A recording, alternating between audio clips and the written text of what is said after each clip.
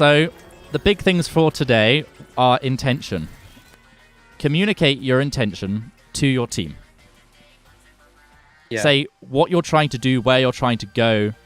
You know, it's, I've got grav, let's go forwards, or I'm going to grab them here, or Ryan, go forwards so that I can bubble you to get charge. You know, it's just communicate with your team. Tell them what you're trying to do and how they can, what they should be doing to help you do that. But as well, communication is so big because you want to become a very good problem solver. You want to, you know, you're trying to cut out all of the garbage, you know, all the complaining, all the excuses. It's problem solution. That is what you're interested in. It's okay. What's the problem here? What's going wrong? Okay, our support is dying before every fight. Why is that? Okay, maybe the flankers are killing her. Okay, so how can we fix this? Okay, our support plays closer to us. You know, you just become a problem solver. Like, one of the reasons all my accounts got to Masters is because I'm very good when it comes to comms and intention. You know, I can tell people what they should be doing, where they should be going, how to get value out of characters. Ults. Charge your ults. Use those ults. Okay? Normally, you should be able to get an ultimate every 60 to 90 seconds or so. It obviously depends on the hero. So, if you go 2 minutes without using an ultimate, that's a sign of your... You know, let's say you had Nanoblade, and you had that every 60 seconds. You'd be like, yes, Nanoblade, and then we go. You Nanoblade and go. If you're holding onto an ult for a really, really, really long time, it's a sign you're not really sure what you're looking for, or you're not recognizing the opportunities, or not creating those opportunities. Because effectively what that becomes is if you charge the ult in 90 seconds, then hold it on to 2 minutes, you're getting one ult out every 3.5 minutes. Brilliant. Yeah. Which is not very useful. One of the most memorable plays I remember is Sinatra on Nepal, which is the one with the massive, massive hole in the middle. It's not... Sanctum, that's it. And Sinatra, on the Zarya, got up to charge by bubbling the person on point, and all he did... Okay, Sinatra just played on the outside area,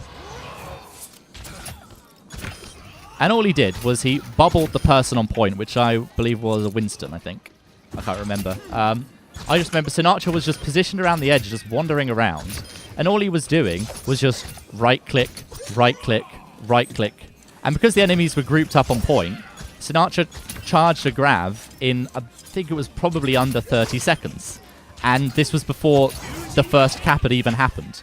And the way they won that first fight to get the first cap was with a grav that Sinatra charged. Because all he did was bubble, right-click. And then you get grav. Yeah. And then I need to right-click more. I know that I don't.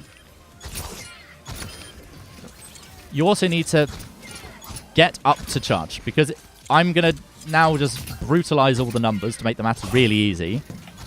Let's pretend that on 0% charge you do 50 DPS, damage per second. And on 100% charge, let's say you do 200 DPS. Now, let's pretend you're an amazing player in terms of tracking. So your accuracy is like 70%. And so you multiply those two numbers together, and you get 35 damage per second is what you're doing. A grand old 35 DPS. And then there's me, who can't aim, who's got 30% accuracy, because I can't aim. Multiply those two numbers together, you get 60 DPS. Yeah, so even if you're less accurate. Yeah, if your charge is higher, your accuracy can be lower. Your everything else suddenly becomes more impactful in what you're doing. So, first bubble is your personal, because it has a 10-second cooldown, and I saw a big improvement with that from you. 10 seconds, and then your second is your secondary, or yeah, I just call it secondary. I think most people call it projected. That's just Xyno projected. I just call it Xyno secondary. Hers is 8 primary seconds. or personal. Yeah. And then you get both of those available to you within 8 seconds of that second bubble being used. And instead of going in on 0 charge, you're going in on 80 charge, and automatically you're having a billion times more impact. Yeah. So that's charging ults and using ults. And one of the things I was getting you to do as well was, do they have this ult? Do they have that ult? Because you want to be getting good at ult tracking, but also in terms of your, my good old status and advantage. That informative thing. It's what do they have, what do we have? How are we going to use our ults to win? Aggression. Sometimes normally from me I'm seeing over-aggression on Rhine, for example. It's normally you're charging in, or you're not recognizing when your team has abilities on cooldown, for example. Your Xayah doesn't have a bubble, your D.Va doesn't have defense matrix, your Ana doesn't have nade, your Lucio doesn't have amp. The list goes on. So if you don't have those abilities available, you play more passive, and this is where corners come in. Okay? I'm going to draw a very... You don't have... Yeah, that makes sense. So you have more cover. Yeah. That can't... A very basic version of Hollywood. Okay, and you have the good old car there. So your first objective is normally they're all holding around here and you're here. And your objective is pushing in. And essentially you can look as it is a couple of positions. There's position 1, there's position 2. And position 2 kind of extends this whole area. And then there's position 3.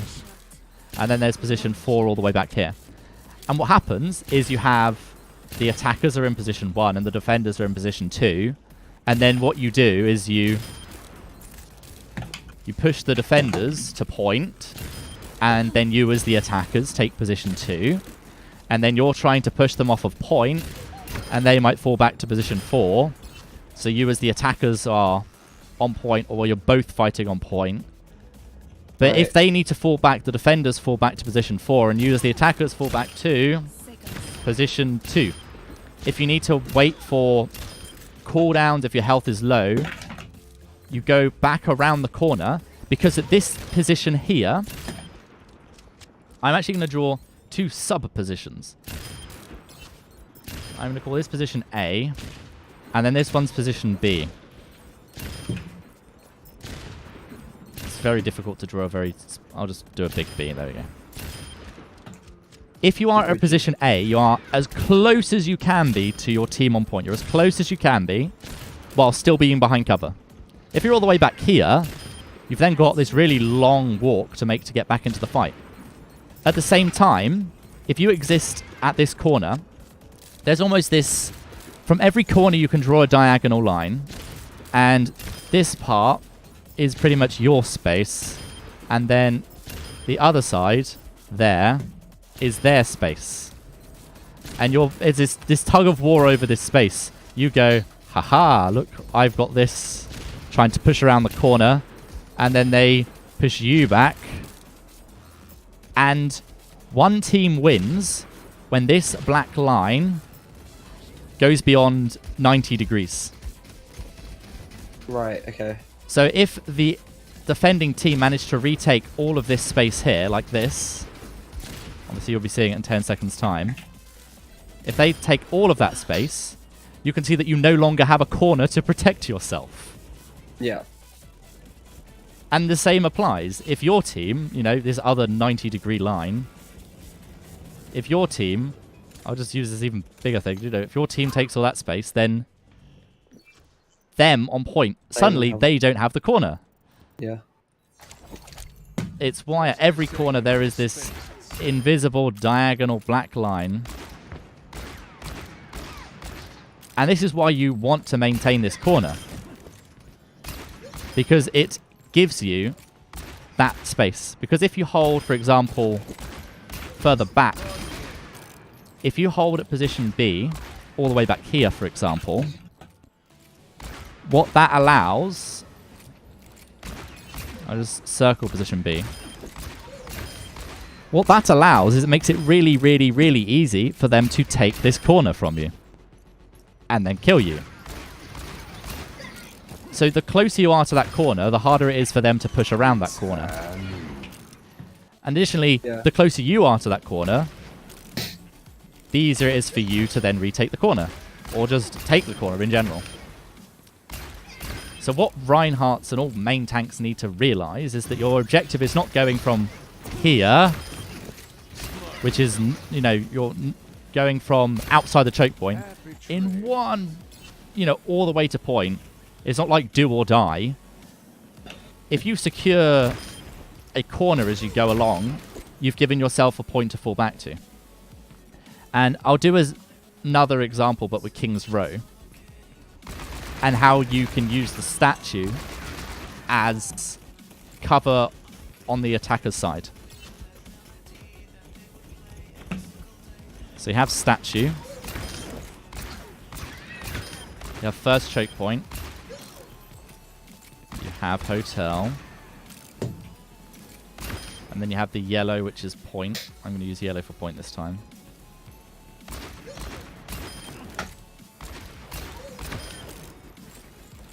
Now, the attackers are normally starting, you know, the first objective is getting through this first choke point. So they're either going to be on the left-hand or right-hand side.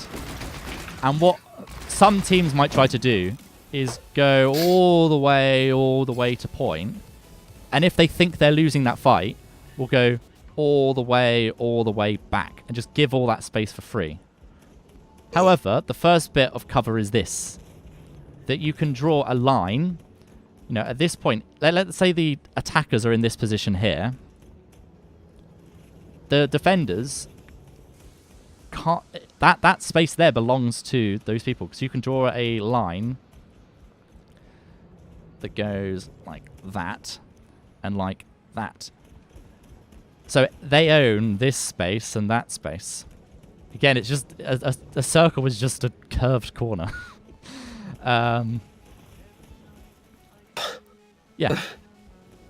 So the defenders, for example, are in a position where they can't really push further than... I'm going to do them in yellow. They can't really push further than this without being aggressive. Yeah. And they themselves have kind of created this kind of corner, for example, like that. So if you move round here, you're going to be trying to attack them round there. But this is why they wouldn't play in that defensive position, because it's so easy to flank them.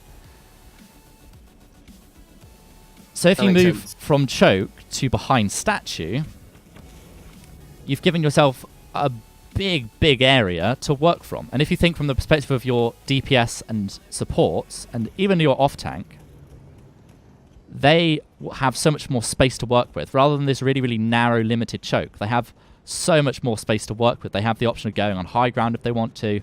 They've got the option of pushing through hotel. And let's say that you push one further. So the defenders are on point.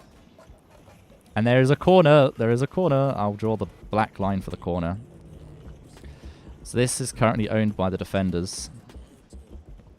And then this is owned by the attackers. If the attackers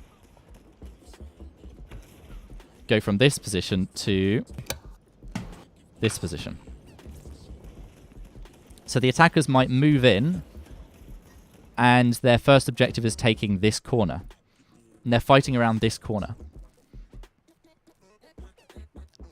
If the defenders move outwards, they're going to take damage. Same with the attackers. If they move in that direction, they take damage. So the normal rotation from the defenders in response to the attackers moving to there is they're then forced to retreat, or at least the majority of their team is forced to retreat round.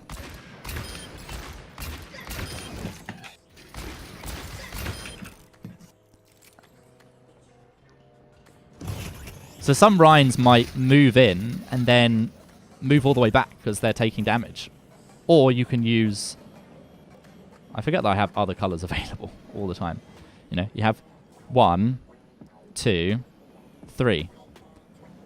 All of these are cover. And obviously it depends on the level of pressure applied to you. If the defender's going really aggressive, it's harder to hold this corner.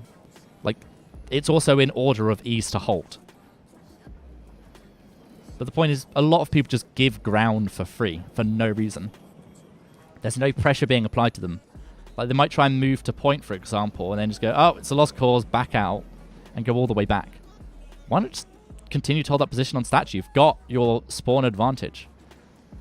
So, as off-tank, you're helping your main tank with creating and maintaining and defending space. At the same time, you can also instruct your Rhine, or your main tank in general, to play a certain level of aggressiveness, because let's say you tell your... Okay, it's exactly the same scenario, that, you know, the defenders are trying to push you. In scenario 1, the Zarya says, 8 seconds until bubble. In the other one, she says, I have bubble available. That then allows the... You know, that is 2 very different scenarios for that Reinhardt player. You know, he has more... Yeah, if you say, I don't have bubble, and then you say, I do have bubble, that informs how your Rhine can play. That informs how much space he has to give. At the same time, some things that I've said is, they have Blade, I will save bubble for the supports when you're dived. Yeah. And that gives them that info on how they can then play and adjust their positioning. So, this is why I say comms are really important. Keeping your team updated in terms of comms. But in terms of aggression, some people think there's only 2 levels of aggression, which is standing at choke forever and ever and ever and ever, or charging into point. And as you go up and up in rank, you start to realize more and more of the nuances of different levels of aggression. And if I say play aggressive, Rhines at gold will press left shift. Yes, Rhines in... so annoying. I mean, even Rhines in up to diamond will press left shift. If you play aggressive to a Rhine in GM, for example, they can take that as, I can move 1 position forwards. Play aggressive, okay, I'm going to move forwards. You're almost challenging the enemy team, going, I'm taking this space from you, what are you going to do about it? Play aggressive, I'm moving on to point. That is playing aggressive because it is an act of aggression. It is saying, I am here, what are you going to do about it?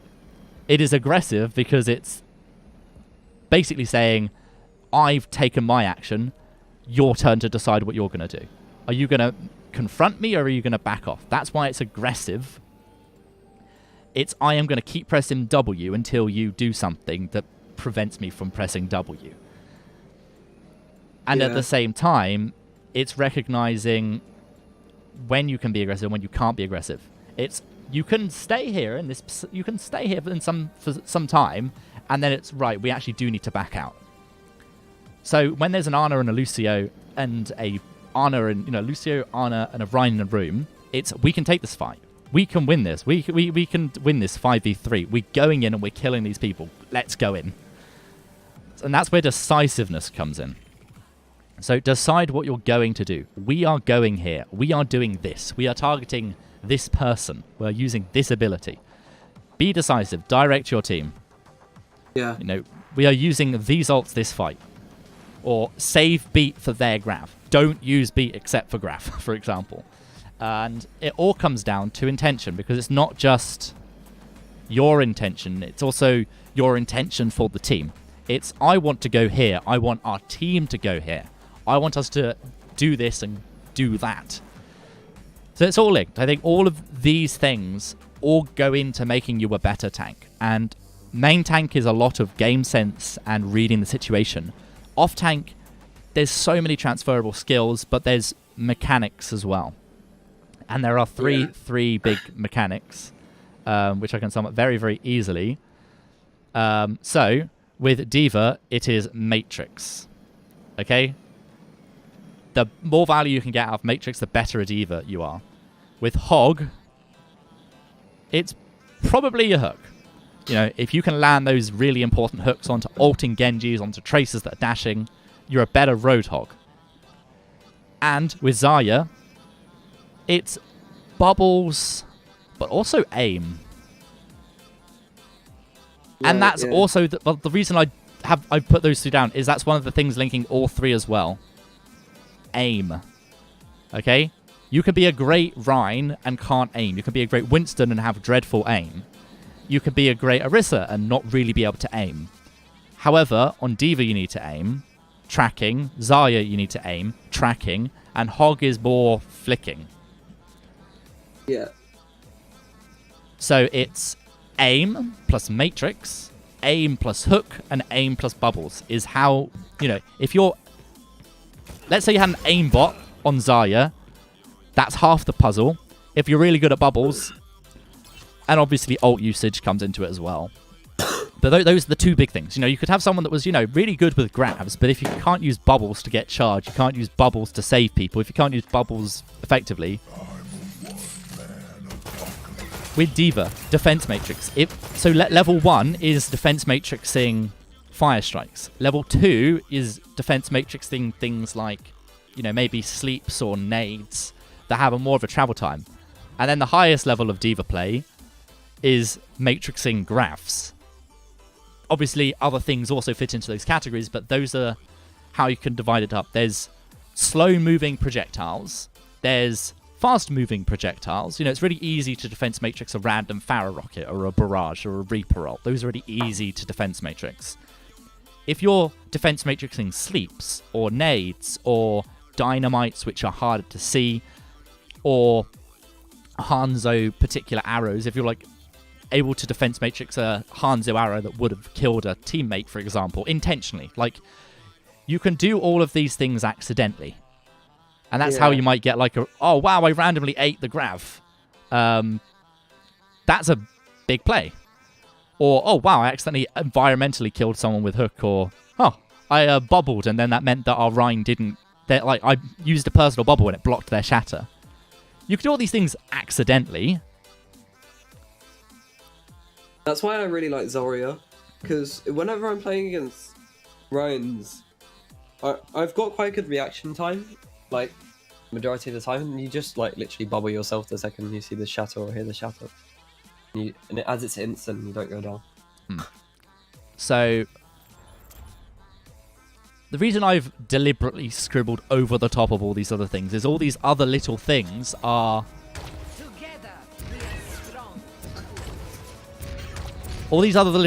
mainly about play style and things external to mechanics. That's what all these other things are. They're external to mechanics. Matrix, hook, bubbles, and aim are mechanics. Bubbles kind of comes into game sense. And that's why I am far, far better at Zarya than I am at Diva and Hog. Because bubbles is game sense. Matrix is mechanical reaction times. Hooks is mechanical. So I think that often someone that's a good main tank often finds that their best off tank is Zarya because she's a lot more game sense based, I'd say, personally. But obviously if your aim is good, you can get, you know, the great thing about Zarya is you can right click on high charge and you're basically just Junkrat. And so I am very good at mitigating my weaknesses and buffing my strengths. And that is what every player, if they want to climb, has to recognize. What are my strengths? What are my weaknesses? How do I improve and mitigate my weaknesses? And sometimes it's, I'm really good at nades. Like my Ana, for example, I'm really good with nades. Pretty good with aim. My sleeps. If I want to hit sleeps, that's running drills. That's doing free-for-alls and running drills. Which is boring. But if you want to get better at it, that's how you get better at it. But also you get better at it just by doing it. So, communicate your intention. Communicate what you want the team to do. Call the target focus. Call abilities. Call cooldowns. Call ults. Call where you want people to be, what people should do. get value out of your ults. Charge up your ult, use it, 2-3 person, win the fight. Winston ult, Winston ult, you don't care about using it to get back to point quickly because it's not that valuable an ult. However, Transcendence, you wouldn't use it to get back to point quickly because it's a very valuable ult. It's all about getting value out of those ultimates, but also recognizing the potential value of those ultimates. Aggression is just, I've gone over that. And that's just when you can be aggressive, when you can't be aggressive, holding positions, not giving up space for free. Yeah. And I think that's pretty much the bulk of everything for today. I kind of went through it as we went through, and then I gave kind of a more detailed summary, and then I've just got a really, really quick fire summary of everything at the end. So, yeah, you might need to go through that maybe once again, just to absorb it all. Definitely. So, that brings us to the end of today's session. Do you have any final questions or comments for today? No.